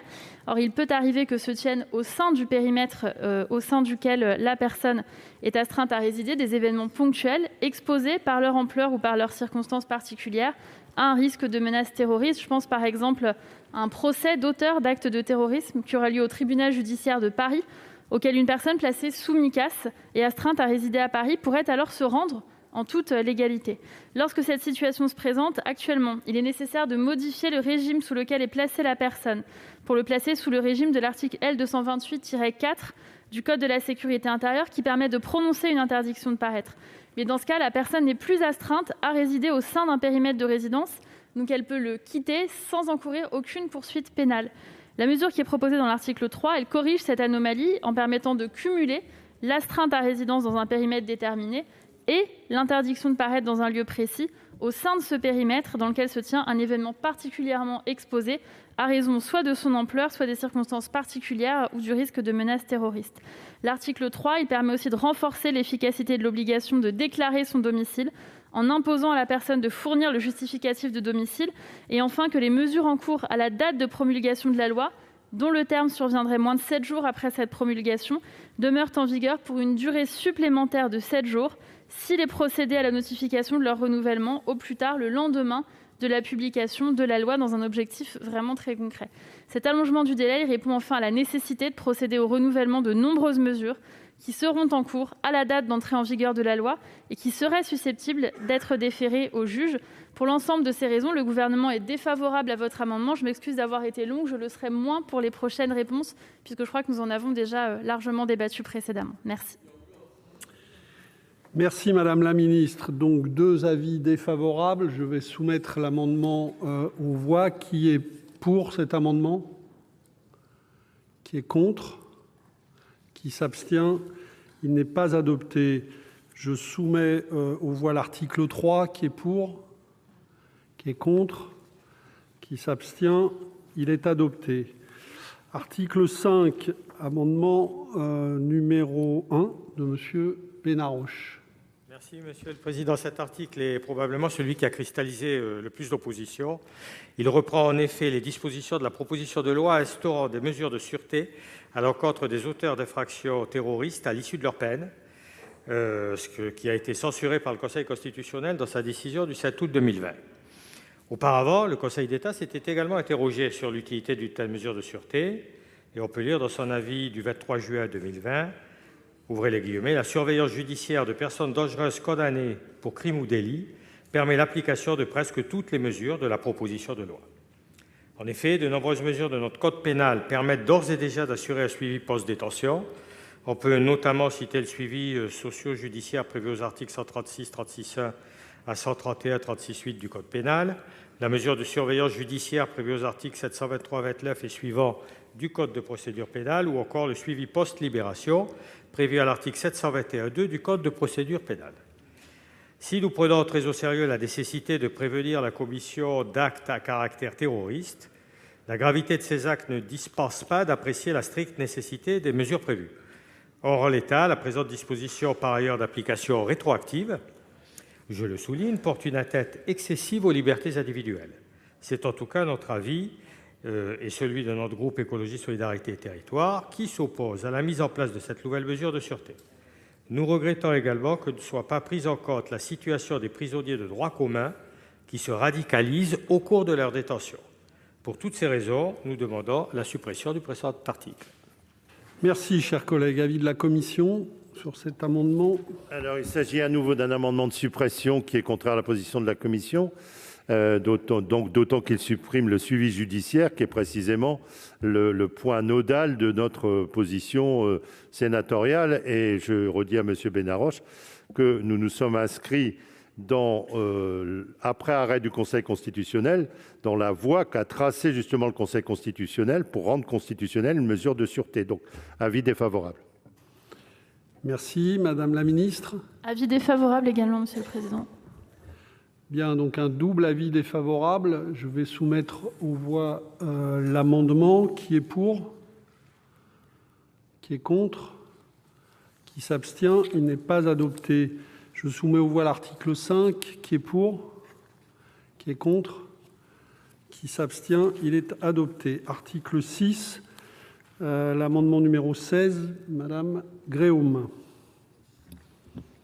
Merci, Monsieur le Président. L'article 6 autorise la communication au préfet et à certains services de renseignement des données à caractère personnel issues du fichier relatif au suivi des personnes en soins psychiatriques sans consentement, OPSI-WED, lorsqu'un patient représente une menace grave pour la sécurité et l'ordre public à raison de sa radicalisation à caractère terroriste.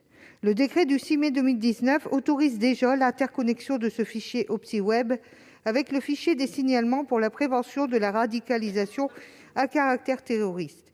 Il s'agit donc, avec cet article, d'une nouvelle fuite en avant vers l'amalgame entre folie et terrorisme, et qui privilégie la logique sécuritaire sur la logique sanitaire. Cette extension du nombre de personnes ayant accès à une information médicale contrevient au principe du droit au respect à la vie privée et au secret des informations médicales. Comme l'indique le syndicat de la magistrature, la lutte antiterroriste, dotée d'un arsenal législatif pléthorique, continue à servir de prétexte à la création de toutes sortes de dispositifs exorbitants, tels le fichage et le traçage des personnes atteintes de troubles mentaux, sans qu'aucune corrélation n'ait été établie entre radicalisation à caractère terroriste et troubles psychiatriques. Dans la droite lignée des textes sur les responsabilités pénales et des mouvements de l'opinion publique sur le sujet, ce texte vient entériner l'idée que même les fous doivent être jugés, et davantage encore, et plus sévèrement si possible, si leur passage à l'acte vient se cristalliser autour de la question du terrorisme islamique. Nous pensons de notre côté que ce débat n'est pas à la hauteur de l'enjeu, et nous y reviendrons lorsque le Gouvernement nous présentera son projet de loi sur l'irresponsabilité pénale. Pour l'heure, nous vous proposons de supprimer cet article, dont la teneur devrait être éclairée par des travaux divers et pluralistes, pour l'instant inexistants. Merci. Merci, chers collègues. Avis de la commission. Il s'agit d'un nouvel amendement de suppression. Nous avions déjà argumenté en première lecture pour expliquer qu'au contraire, il n'y avait pas de notre point de vue d'amalgame entre psychiatrie et terrorisme et qu'on pouvait trouver une voie intéressante pour améliorer le dispositif existant. Donc, avis défavorable. Madame la ministre. Même avis, Monsieur le Président. Même avis, donc un double avis défavorable. Je soumets l'amendement aux voix. Qui est pour? Qui est contre? Qui s'abstient? Il n'est pas adopté. Je soumets aux voix l'article 6. Qui est pour? Qui est contre? Qui s'abstient? Il est adopté. Article 7. D'abord, l'amendement numéro 2 de M. Benarroche, présenté par M. Benarroche. Merci, Monsieur le Président. C'est un amendement de suppression, bien sûr. Le présent article, en fait, acte la fin du principe selon lequel les renseignements ne peuvent être utilisés pour des finalités autres que celles qui motivent la procédure de surveillance. En effet, il prévoit la transmission de renseignements entre services et étend par là même la communication d'informations aux services de renseignement. Je vais le dire clairement, cet article est attentatoire aux libertés publiques.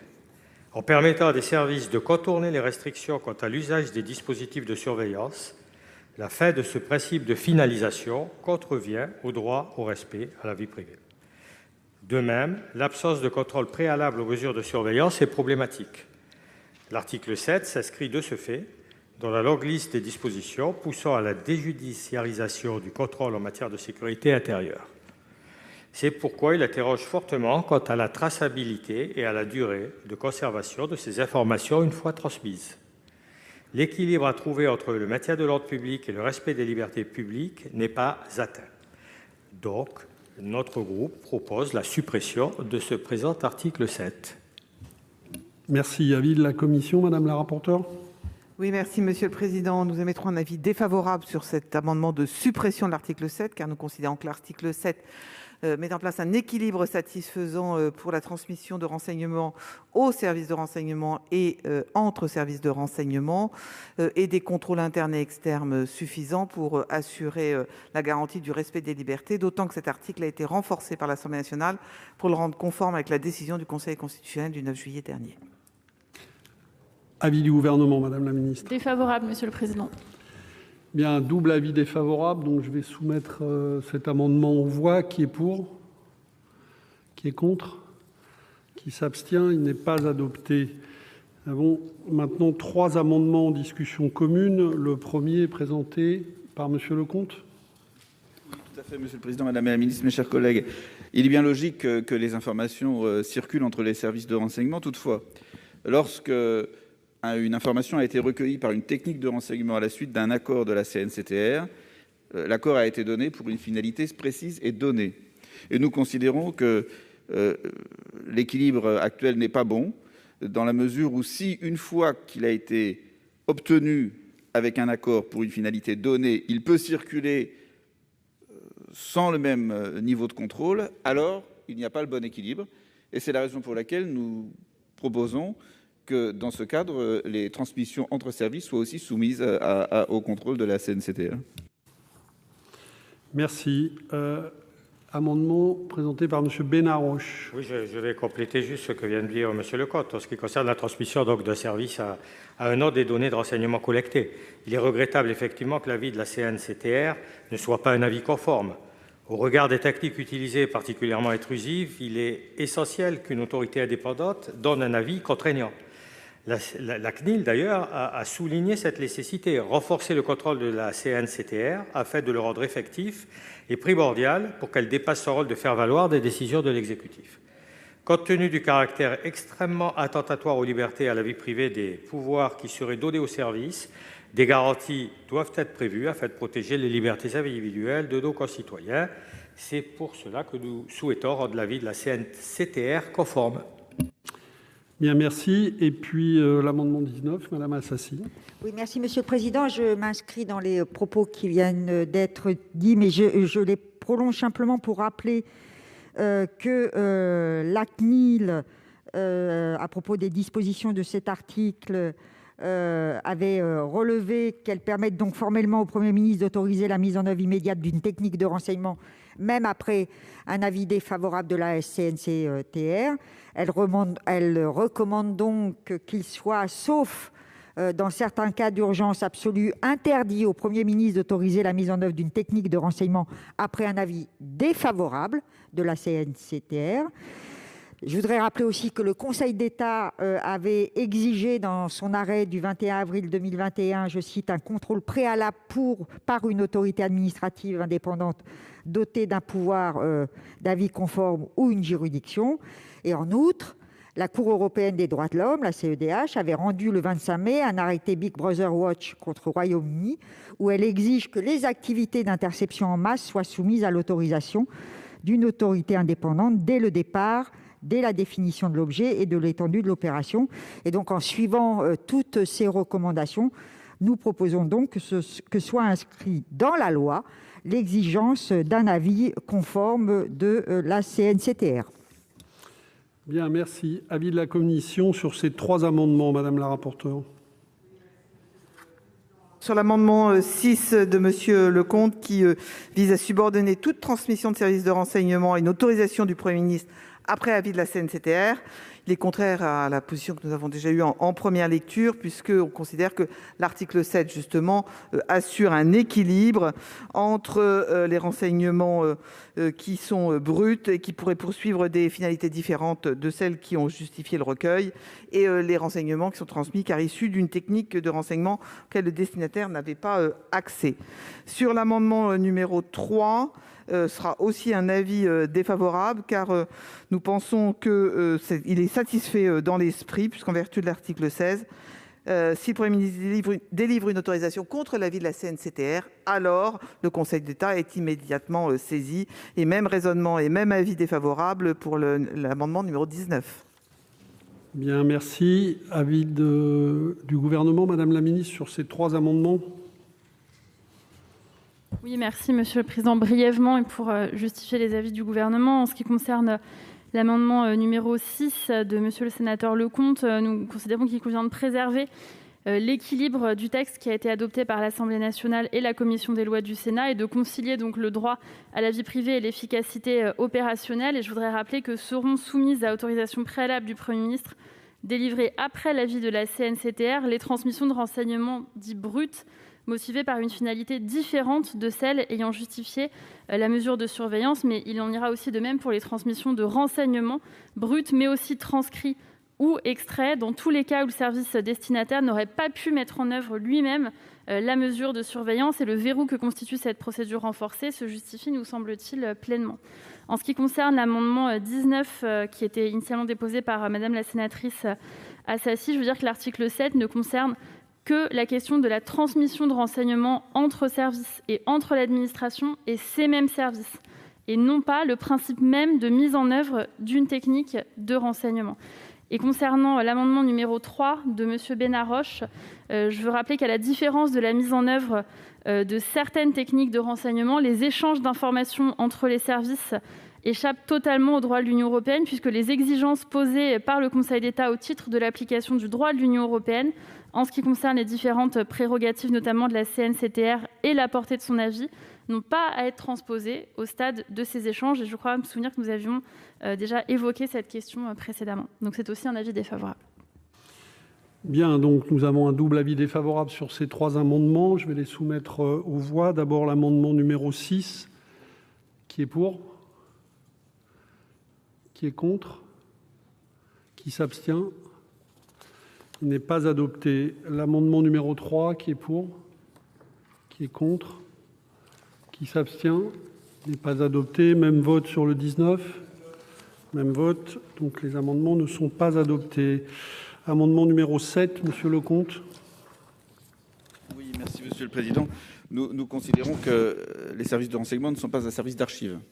Et que par conséquent, s'ils ont besoin d'informations qu'ils vont chercher auprès d'administrations qui sont titulaires d'informations qui sont couvertes par un secret professionnel, il convient qu'ils les utilisent dans un délai court, puisque finalement les services de renseignement doivent réagir en fonction de la situation, mais rapidement.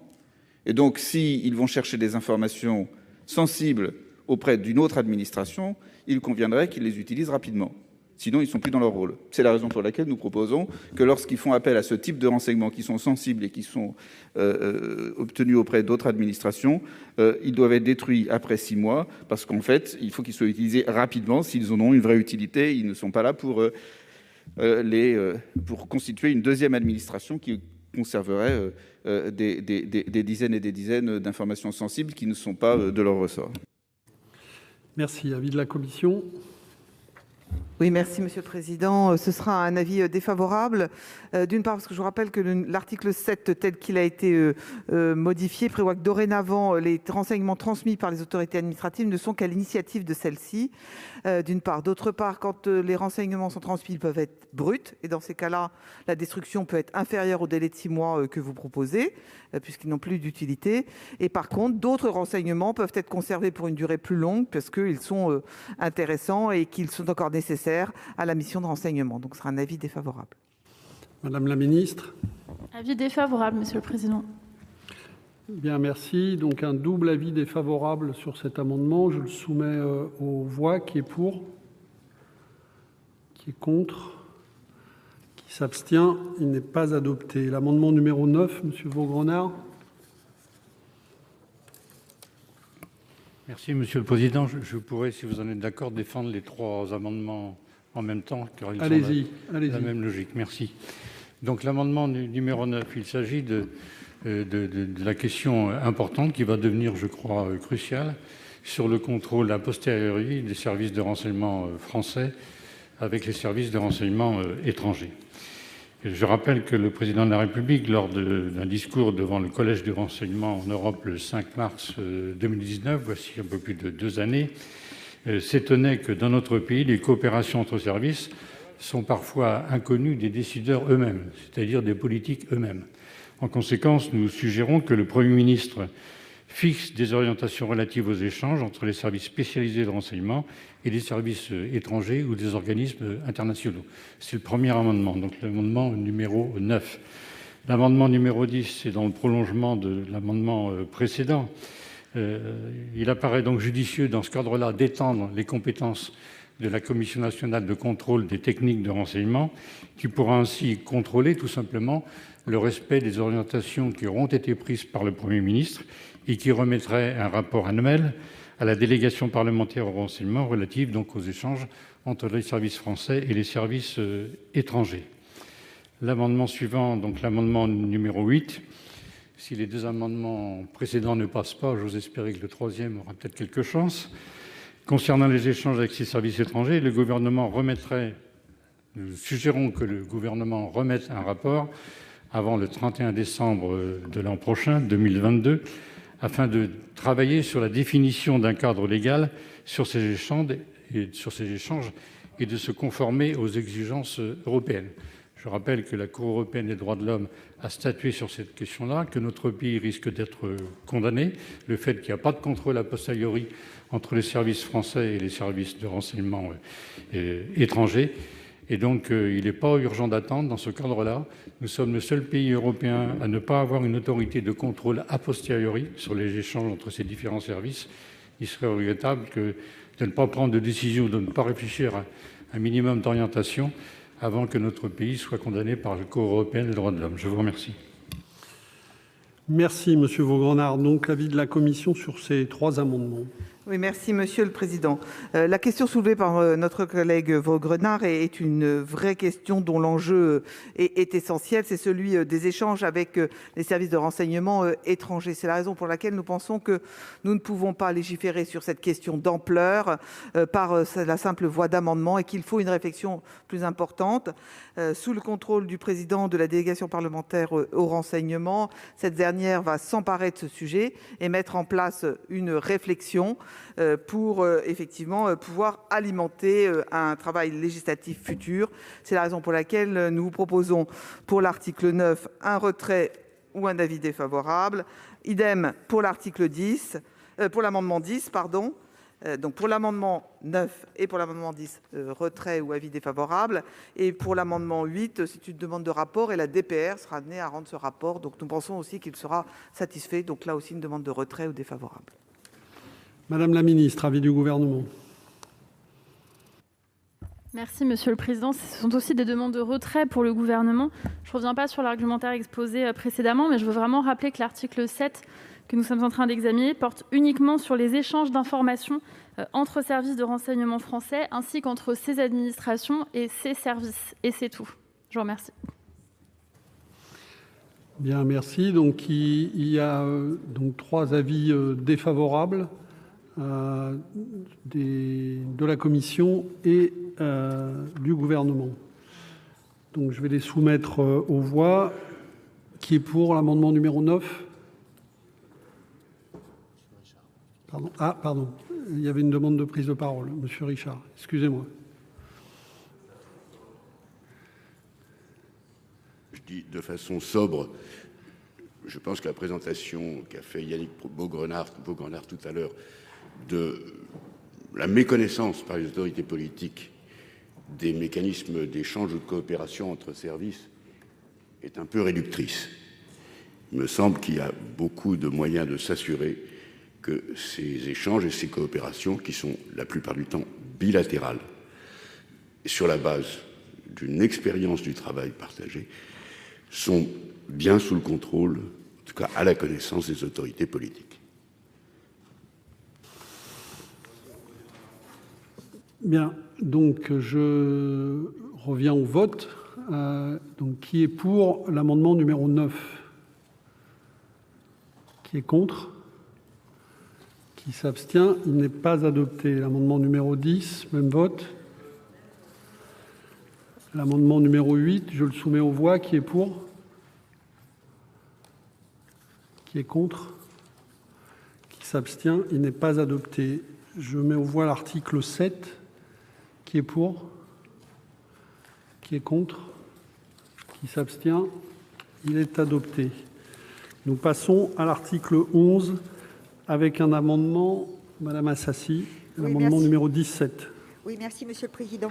Avec cet amendement, nous voulons réaffirmer notre opposition à l'expérimentation pour une durée de 4 ans de l'interception des communications empruntant la voie satellitaire. D'une part, l'expérimentation de cette nouvelle technique risque d'engendrer le recueil d'informations qui ne concernent pas la mesure ni la prévention d'actes terroristes, étant donné le champ d'interception de communications rendu possible.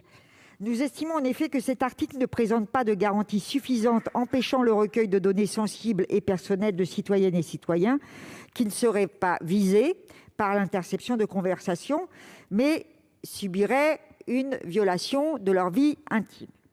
En effet, le recueil de ces données est prévu dans un périmètre qui intercepterait des renseignements élargis à toutes et tous sans distinction.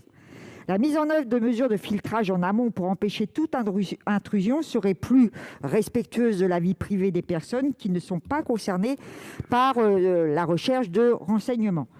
Nous ne sommes pas forcément opposés à une expérimentation de cette technique dans le seul cadre de la prévention d'actes terroristes. Je tiens à le réaffirmer. Mais nous vous alertons sur le risque d'intrusion trop important au détriment du respect de la vie privée. Le manque de mesures préventives pour empêcher toute atteinte de ce type est inquiétant. Pourquoi ne pas prendre le temps d'affiner l'expérimentation de ce dispositif pour qu'il n'instaure pas une surveillance de masse qui contreviendrait totalement à l'objectif recherché et entraînerait une inquiétude parmi la population ? D'autre part, il apparaît évident que cette expérimentation, comme toutes les autres avant elle en matière de renseignement et de sécurité intérieure, finira par être pérennisée. Car comme l'exprime l'Observatoire des libertés et du numérique, je cite, « Il n'y a jamais de retour en arrière sur les expérimentations et mesures liberticides mises en place, aucun retour plus favorable aux libertés. » Fin de citation. Et ce, quand bien même des demandes légitimes et mesurées seraient avancées. Augmentation des pouvoirs de la CNCTR, contrôle des échanges avec les services étrangers, réel pouvoir de contrôle parlementaire, réelle possibilité de contestation individuelle. Et j'espère que vous avez compris le sens de mon intervention et de la raison pour laquelle nous demandons la suppression de cet article. Merci. Avis de la commission, madame la rapporteure. Oui, merci Monsieur le Président. Amendement de suppression, avis défavorable. Madame la ministre. Défavorable, Monsieur le Président. Bien, donc un double avis défavorable. Qui est pour cet amendement? Qui est contre? Qui s'abstient? Il n'est pas adopté. L'amendement 12, monsieur Lecomte. Monsieur le Président, Madame la Ministre, mes chers collègues, nous proposons par cet amendement de rétablir la rédaction du Sénat en première lecture, dans la mesure où nous considérons que, compte tenu de l'état des techniques d'interception des correspondances par voie satellitaire, il est plus prudent au début de permettre exclusivement au service du premier cercle de disposer et d'utiliser ces techniques, qui sont des techniques qui démarrent et qu'il est préférable de laisser aux services qui ont le plus de capacité technique de le faire de manière robuste et sans risque. C'est la raison pour laquelle nous tenons à la rédaction qui a été adoptée en première lecture et que nous proposons son retour. Merci. Avis de la commission. Demande de retrait ou avis défavorable. Nous pensons que l'accord qui a été trouvé, les précisions qui ont été portées par l'Assemblée nationale sur la limitation des services du second cercle qui sont concernés par ces expérimentations satellitaires est un équilibre au final satisfaisant et qui concerne qui correspond vraiment aux attentes des services. Donc avis retrait ou avis défavorable. Madame la ministre. Défavorable, Monsieur le Président. Il y a donc un double avis défavorable. Je soumets l'amendement au vote. Qui est pour? Qui est contre? Qui s'abstient? Il n'est pas adopté. Le 11, monsieur Lecomte, également. Défendu. Madame la rapporteure. Merci, Monsieur le Président. Demande de retrait ou avis défavorable, car nous pensons que l'article L811-3 du Code de la sécurité intérieure prévoit déjà les finalités pour cette technique de renseignement. Madame la ministre. Défavorable, Monsieur le Président. Donc un double avis défavorable. Je soumets l'amendement numéro 11 aux voix. Qui est pour? Qui est contre? Qui s'abstient? Il n'est pas adopté. Je soumets aux voix l'article 11. Qui est pour? Qui est contre? Qui s'abstient? L'article 11 est adopté. Article 13, l'amendement numéro 18. Madame Gréaume. Par cet amendement, nous nous opposons à l'extension de la portée des boîtes noires au-delà des données de connexion pour intégrer des adresses complètes de ressources utilisées sur Internet, soit les URL. Je souhaitais ici rappeler notre ferme opposition à la pérennisation de ces boîtes noires, dont l'extension est ici orchestrée sans aucun argument précis, ni information chiffrée, sans prendre en compte l'avertissement du Conseil d'État, qui note que cette extension ouvre un champ nouveau d'investigation potentiellement attentatoire, la protection de la vie privée et des données personnelles, mais qui, juge et partie, retient la disposition. Et en ignorant la décision du Conseil constitutionnel du 23 juillet 2015, où le Conseil avait validé les boîtes noires en prenant en compte l'impossibilité qu'elles traitent le contenu des correspondances échangées ou des informations consultées sous quelque forme que ce soit dans le cadre de ces communications. Or, ces URL adresses selon des informations consultées. Enfin, la CNIL estime que le recueil des URL est susceptible de faire apparaître des informations relatives au contenu des éléments consultés ou aux correspondances échangées qui ne respecteraient pas la vie privée de la personne. Exemple, orientation sexuelle, état de santé, etc. Finalement, l'extension des données traitées par les algorithmes aux adresses Internet complètes étend le champ d'investigation et, par conséquent, apparaît plus attentatoire à la protection de la vie privée et des données personnelles. Pour toutes ces raisons et par cohérence avec l'amendement de suppression déposé à l'article 12, nous souhaitons supprimer cet article 13 qui pérennise la mise en œuvre des boîtes noires sans en faire le bilan auprès des parlementaires, ce que prévoyait pourtant la loi du 24 juillet 2015 avant la date du 30 juin 2021. Merci. Merci Madame Gréaume. Avis de la commission. Oui, merci Monsieur le Président. Ce sera un avis défavorable. C'est un amendement de suppression de l'extension des algorithmes aux URL. Nous pensons, nous, au contraire, que d'abord la pérennisation des algorithmes est nécessaire et d'autre part son extension aux URL prometteur, mais néanmoins doit être soumis à un certain nombre de contrôles. C'est pour ça que nous préférions que ce soit une expérimentation que nous avons rétablie dans ce texte. Merci. Avis du Gouvernement, Madame la Ministre. Même avis, Monsieur le Président. Même avis. Donc un double avis défavorable. Je soumets l'amendement 18 aux voix. Qui est pour? Qui est contre? Qui s'abstient? Il n'est pas adopté. L'amendement 5, Monsieur Lecomte. Madame la ministre, mes chers collègues, c'est un amendement de précision dans la mesure où lorsqu'on dit on étend les algorithmes aux URL, on comprend bien entendu qu'on étend les algorithmes aux hypertextes qui sont utilisés pour se connecter sur une page de données. Toutefois, nous souhaitons précisément exclure des algorithmes les éventuels hypertextes qui seraient contenus dans de la correspondance ou dans la page Internet ou dans le SMS qui serait envoyé. Voilà, c'est donc un amendement de précision qui nous semble très important pour cadrer effectivement la plage des algorithmes et la capacité des algorithmes de ce que les algorithmes peuvent prendre en compte. Bien, merci. Avis de la commission. Merci, Monsieur le Président. Ce sera un avis défavorable. Nous avons déjà eu ce débat en première lecture et le gouvernement nous avait apporté les garanties nécessaires. Avis du Gouvernement, Madame la Ministre. Oui, exactement, Monsieur le Président, Monsieur le Sénateur. Nous avions déjà eu ce débat et au demeurant, aucune donnée dans les correspondances électroniques, aucune donnée quelle qu'elle soit, et donc même les URL, ne peut être traitée par les algorithmes. On craindrait même que ça puisse être contre-productif, c'est-à-dire que si on mentionne que les URL dans les courriers électroniques ne peuvent pas être traités par les algorithmes, ça pourrait même sous-entendre que le reste de l'intérieur des données des courriers électroniques pourrait l'être, ce qui n'est pas le cas à l'heure actuelle dans le projet de loi. Donc pour nous, c'est vraiment déjà satisfait très clairement. Donc une demande de retrait. Bien, donc un double avis défavorable. Je soumets l'amendement aux voix. Qui est pour? Qui est contre? Qui s'abstient? Il n'est pas adopté. Je soumets aux voix l'article 13. Qui est pour? Qui est contre? Qui s'abstient? Il est adopté. L'article 15. Je mets aux voix l'article 15. Qui est pour? Qui est contre? Qui s'abstient? Il est adopté. L'article 16 bis, même vote. L'article 17, même vote.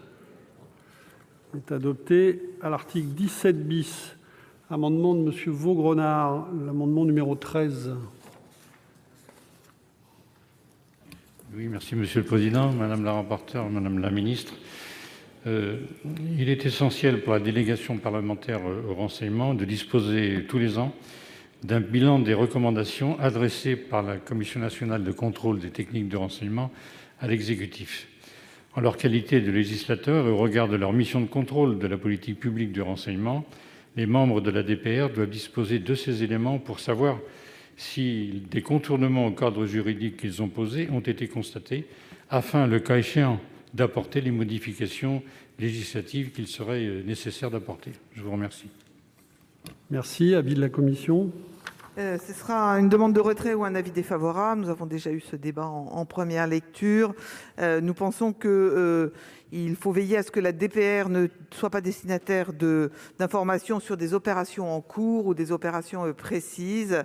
C'est la raison pour laquelle l'article 17 bis est un amendement de compromis sur le rôle de la DPR et qu'il ne nous paraît pas opportun d'y ajouter ces précisions. Avis du Gouvernement, Madame la Ministre. Défavorable, Monsieur le Président. Bien, donc nous avons un double avis défavorable. Je soumets l'amendement 13 aux voix. Qui est pour? Qui est contre? Qui s'abstient? Il n'est pas adopté. L'amendement numéro 4, Monsieur Benarroche. Oui, Monsieur le Président, c'est un amendement qui porte sur la composition du DPR et qui a été inspiré du travail mené sur le sujet à l'Assemblée nationale pour modifier donc la composition de la délégation parlementaire au renseignement et à renforcer ses prérogatives. La DPR n'est actuellement composée que de 4 députés et 4 sénateurs, dont les présidents des commissions permanentes chargées des affaires de sécurité intérieure et de défense, qui en sont membres de droit. Par le présent amendement, nous souhaitons donc renforcer son effectif et le porter de 8 à 20 membres, afin d'accroître le pluralisme politique de cet organe et de permettre la représentation des groupes minoritaires et de l'opposition. Pour gagner en effectivité, la délégation parlementaire au renseignement doit également disposer d'un pouvoir d'injonction renforcé et être en mesure de donner des instructions générales aux services de renseignement. Tel est l'objet du présent amendement. Merci. Avis de la Commission. C'est un avis défavorable. La DPR a une constitution qui est source d'équilibre, d'une part, et d'autre part, la possibilité de donner des instructions aux services de renseignement est contraire au principe de séparation des pouvoirs. Madame la Ministre. Défavorable. Donc un double avis défavorable. Je soumets l'amendement aux voix. Qui est pour? Qui est contre? Qui s'abstient? Il n'est pas adopté. L'amendement 14, Monsieur Vaugrenard. Oui, merci Monsieur le Président. Voici 6 ans, le Parlement avait prévu une disposition particulière permettant à la délégation parlementaire au renseignement d'auditionner chaque semestre le Premier ministre sur l'application des dispositions de la loi renseignement en 2015. En première lecture, donc, l'Assemblée nationale a supprimé ces dispositions, considérant qu'elles étaient obsolètes, ce qu'on peut entendre. Néanmoins, il serait utile de la remplacer par une audition annuelle du Premier ministre sur le réexamen périodique de l'état de la menace, qui sous-tend le maintien de la conservation généralisée des données de connexion, comme l'exige du reste la Cour européenne de justice et le Conseil d'État. En effet, il est important qu'un contrôle parlementaire puisse s'exercer sur le sujet et que l'exécutif motive sa position. À ce titre, il est donc proposé que la DPR, seule instance bicamérale habilitée à connaître d'informations classifiées, ses membres et son secrétariat étant habilités au niveau secret défense, puisse s'enquérir de l'évolution de la menace à l'occasion d'une audition annuelle du chef du gouvernement couverte par le secret de la défense nationale. Merci, chers collègues. Avis de la Commission. Merci, Monsieur le Président. Demande de retrait ou avis défavorable. La DPR peut déjà auditionner le Premier ministre quand elle le souhaite et exerce ses avis de contrôle. Madame la Ministre. Même avis, Monsieur le Président. Même avis, donc un double avis défavorable. Je soumets l'amendement aux voix. Qui est pour? Qui est contre? Qui s'abstient? Il n'est pas adopté. Je soumets aux voix l'article 17 bis. Qui est pour? Qui est contre? Qui s'abstient? Il est adopté. Les autres dispositions du projet de loi ne font pas l'objet de la nouvelle lecture. Je vais donc mettre aux voix l'ensemble du projet de loi. Y a-t-il des demandes d'explication de vote? Monsieur Sueur. Monsieur le Président, Madame la Ministre, chers collègues, je ne reviendrai pas sur les raisons qui nous conduisent à nous abstenir sur ce texte et qu'ont exposé mes collègues Jean-Yves Leconte et Yannick Vaugrenard. Mais je tiens à revenir dans cette explication de vote sur l'une des raisons pour lesquelles nous ne pouvons pas voter ce texte, Madame la Ministre, c'est cette question des archives. Il n'était pas possible ce soir de parler de l'article 19 qui a malheureusement été adopté dans les mêmes termes par les deux assemblées. Mais je veux redire ici avec force au nom de notre groupe que cet article pose de très considérables problèmes. D'abord parce qu'il étend la possibilité de ne pas délivrer des documents à 4 domaines qui sont importants, qui sont vagues dans leur définition, qui sont larges. Et cela en contradiction de la loi de 2008 qui avait l'avantage d'être très claire à ce sujet et que nous avons votée, comme beaucoup d'entre vous, mes chers collègues. Ensuite, il est prévu que le refus de communication pourra être perpétuel. Pas de limite, c'est non. Et puisque c'est non, c'est non. Et enfin, il est prévu que pour certains dispositifs, ce sera toujours interdit tant que le dispositif sera en opération. Tout ça est très flou. Alors, nous voulons ici nous faire l'interprète à nouveau de tous les universitaires, de tous les historiens, notamment les historiens de l'histoire contemporaine, de tous les archivistes qui nous ont encore écrit aujourd'hui en nous disant « mais faites quelque chose ». Je vais vous dire ce que nous allons faire. Comme nous considérons qu'il y a là des atteintes à des principes fondamentaux, notamment au droit à l'histoire, au droit à la mémoire, au droit de savoir, et qu'il y a beaucoup d'arbitraire, contrairement à l'amendement que nous avions posé. Il fallait que ce soit exceptionnel, justifié pour 10 ans, et dans des cas où il y a véritablement des intérêts et des menaces graves sur notre pays, nous le comprenons très bien. Mais cela n'a pas du tout été pris en compte, et comme il y a, Monsieur le Président, je conclus, des principes lourds qui sont en cause, nous saisirons le Conseil constitutionnel à cet égard. Merci. Il n'y a pas d'autres explications de vote. J'ai été saisi d'une demande de scrutin public par le groupe CRCE sur l'ensemble du projet de loi. Il va donc être procédé au scrutin public dans les conditions fixées par l'article 56 du règlement. Le scrutin est ouvert.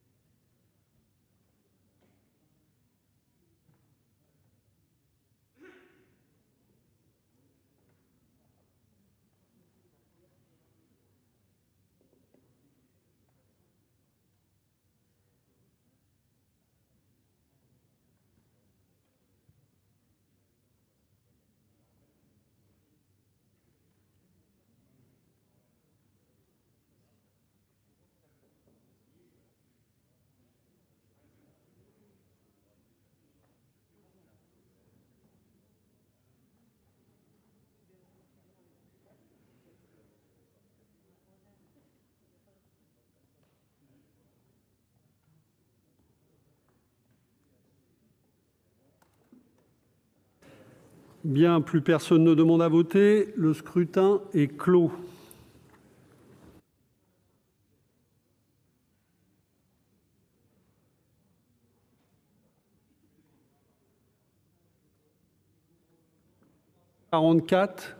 Les exprimés 278, pour 252, contre 26.